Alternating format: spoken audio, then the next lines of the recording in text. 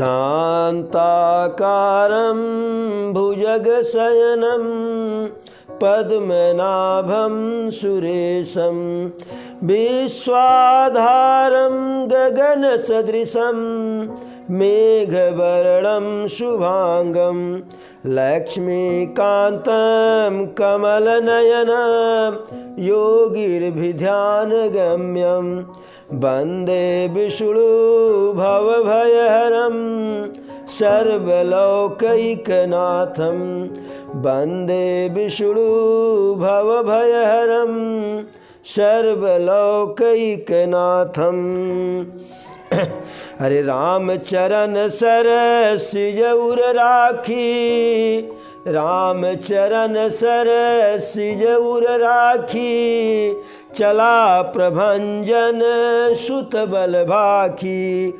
उहाँ दूत एक मरमु जनावा, रावणु काल नेमि गृह आवा। दस मुख कहा मरमुत ही सुना, और पुनि पुनि काल नेमि सिर धूना।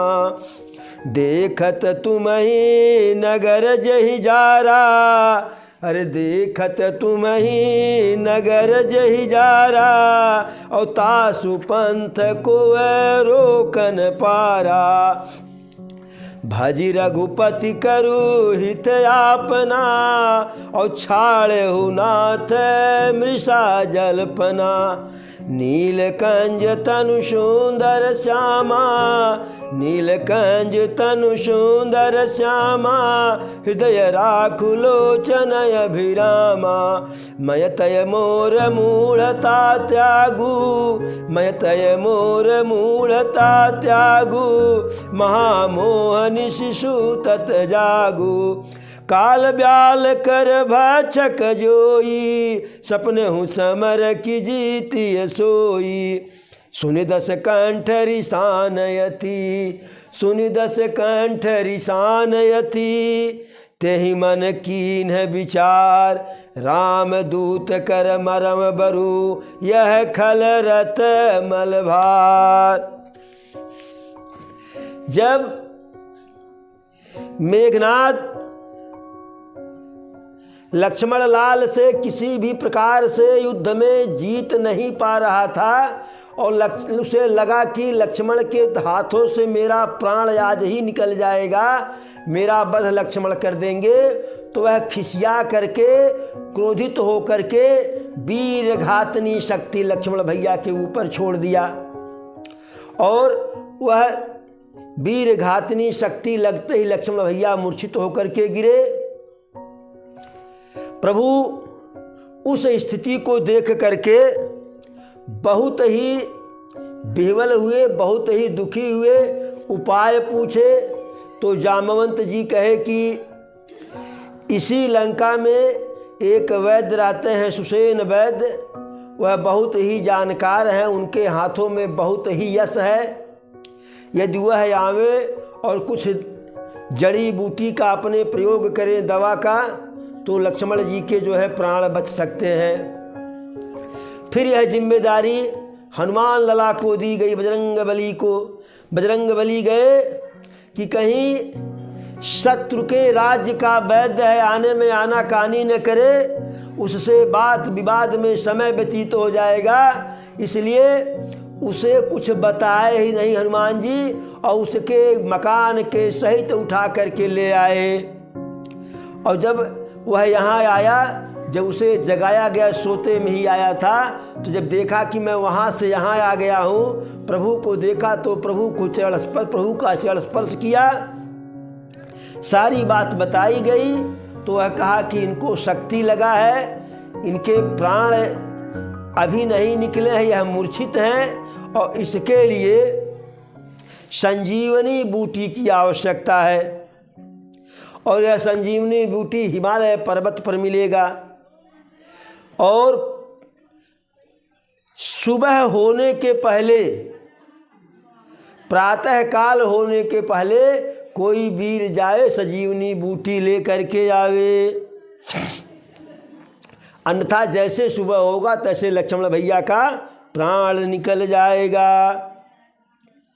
फिर यह जिम्मेदारी, अरे कवन सुकाज कठिन जग माही, कवन सुकाज कठिन जग माही, और जो नहीं होते तात तुम पाही।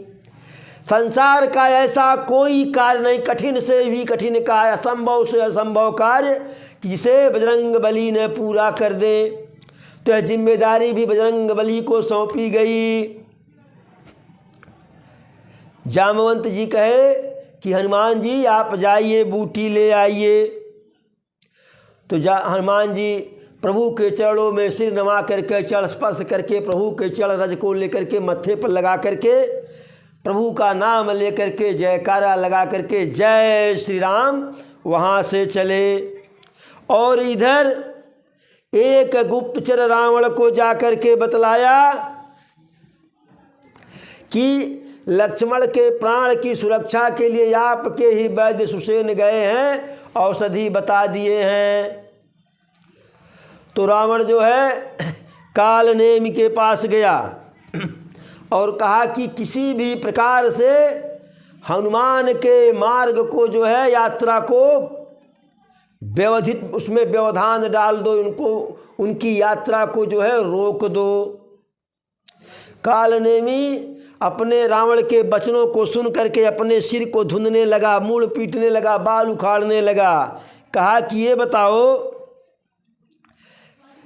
तुम्हारे देखते देखते जो बंदर तुम्हारे बगीचे को उजाड़ दिया, तुम्हारे बेटा का वध कर दिया, तुम्हारे नगर को जला दिया, उसका मार्ग भला कौन रोक सकता है। और अनावश्यक जो है बकवाद छोड़ो, झूठा अहंकार छोड़ो, और अरे भज रघुपति करू हितु आपना, अपने कल्याण के लिए राघव सरकार के चरणों का भजन करो। नीलकंज तनु सुंदर श्यामा, हृदय राखु लोचन अभिरामा। नेत्रों को आनंद देने वाले नील कमल के समान सुंदर श्याम शरीर को अपने हृदय में धारण करो। मेरा तेरा अहंकार, इस भेदभाव को जो है, यह ममता रूपी मूढ़ता रूपी भेदभाव है, इसका परित्याग कर दो। और काल ब्याल कर भक्षक जोई, और सपन हूँ समर की जीती सोई। जो काल रूपी सर्प का भी भक्षण कर लेते हैं, ऐसे प्रभु से कोई स्वप्न में भी युद्ध नहीं जीत सकता है। तो बड़ी विचित्र समस्या, रावण को जो भी समझाता था उसके हित के लिए, जिससे उसका कल्याण हो, उसे वह अपना शत्रु समझ लेता था।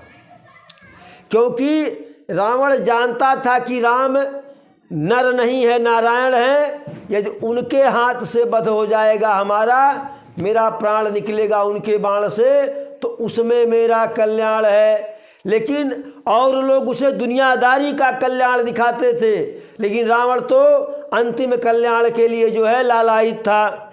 बड़े जोर से मारीच के ऊपर नाराज हुआ कि यदि हनुमान का मार्ग नहीं तू रोकता है तो तेरा गर्दन मैं अपने जो है इसे विकराल तलवार से काट दूंगा। तो काल ने विचार किया कि जब मरना ही है तो काहे इस नीच दुष्ट पापी के हाथ से मरूं, जो है क्यों न राम के दूत के हाथ से मरूं।